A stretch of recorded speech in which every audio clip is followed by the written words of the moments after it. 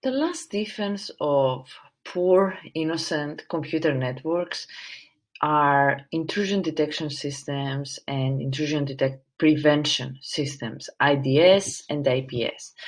So there's two kinds of intrusion detection, intrusion prevention systems. Host and network. Host, they're defending a host, so they're looking for intruders, like an alarm system in a specific host, like your personal computer.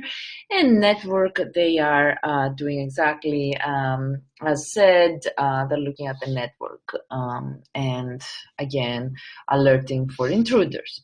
How do we evaluate this? Remember the way we evaluated biometrics? We use the confusion matrix and we evaluate how good they are, if they alert too much or too little, based on this confusion matrix, and of course true positives versus true negatives, and the receiver operating characteristic. And we can use the receiver operating characteristic actually to fine-tune the thresholds that an intrusion detection system is using. Let's say it's using a threshold of packets per second, X packets per second, and we can fine-tune it this way.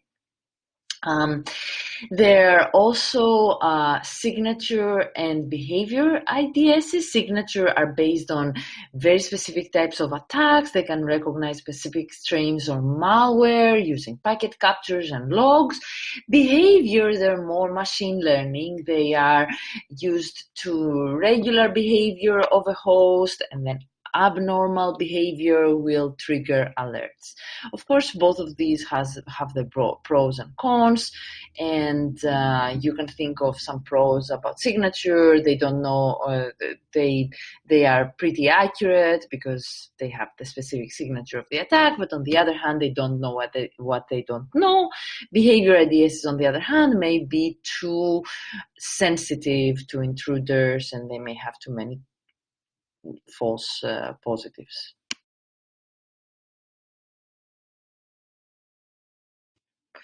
Of the most prevalent intrusion detection systems in industry are Snort, which you used in your homework pretty recently, and then there's Bro and Suricata. Suricata is the most multi-threaded one because, as you can understand, these intrusion detection systems, they're doing a lot of heavy lifting.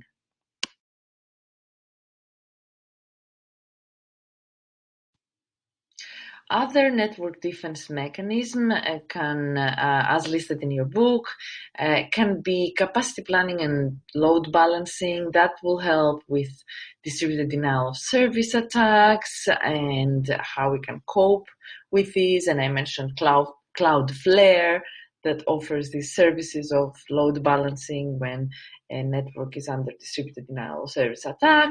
And then there's also network tuning, rate limiting, again, against denial of service attacks. Network addressing could be used to not allow spoofing, shunning, blacklisting, sinkholing, just blacklisting some bad IP addresses could, or show, or redirect the traffic to a sinkhole, the bad traffic.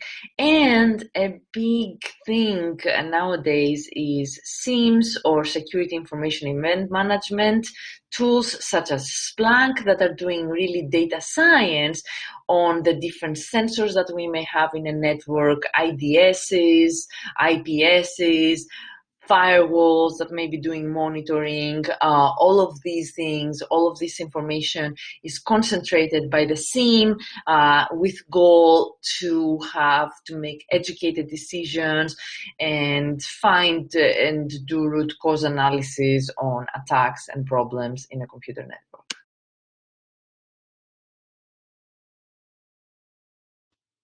It is worth analyzing a little bit the SIEM. It's got, as I said, different sensors such as security devices, firewalls, antivirus, IPS, IDSs, network devices that may be doing the monitoring, such as routers and switches, server logs, and application logs. And all of these are collected in parallel, and then there's done some data processing, and if you've taken any data science courses, you will see how useful these data science algorithms are to correlate, find patterns, and visualize this data, and do root cause analysis and these kinds of things. SIEMs are installed in SOCs, Security Operations Centers. You may hear that abbreviation quite a lot, and they do pose their own challenges, such as cost, data portability. There's too much data, too much noise. Also complexity. They may need to be customized, segregated so that they don't get compromised. They need to be maintained, and also users need to be trained on those. But overall, they're pretty positive, good ways of defending a network in terms of data, using data analytics and the power of data sets.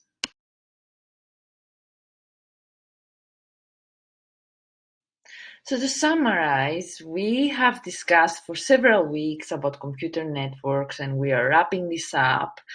Computer networks are a huge deal in computer security because they cause these high impact attacks that can happen from anywhere in the world. And the networks were designed for efficiency and performance and not for security. That's why network security is a unicorn, as we've said from the beginning of this class, and there's an asymmetric advantage. The threat model is pretty dire, and we have to defend way too many points. We discussed in detail about protocols, how they work and how they're insecure, and we discussed about distributed denial of service that takes advantage of these protocols. We also discussed about the wireless weaknesses, and we listed some defenses such as firewalls, IDSs, DMZs, VPNs, SIEMs, and all of these different things. So as you can understand, computer network security is a big part of this class. It's going to be a big part for your final as well. And I hope you've enjoyed learning about this, because it is almost, half of security is about computer networks. The impact of attacks can be very large, and it's very good to understand computer networks, be able to find their weaknesses and defend those.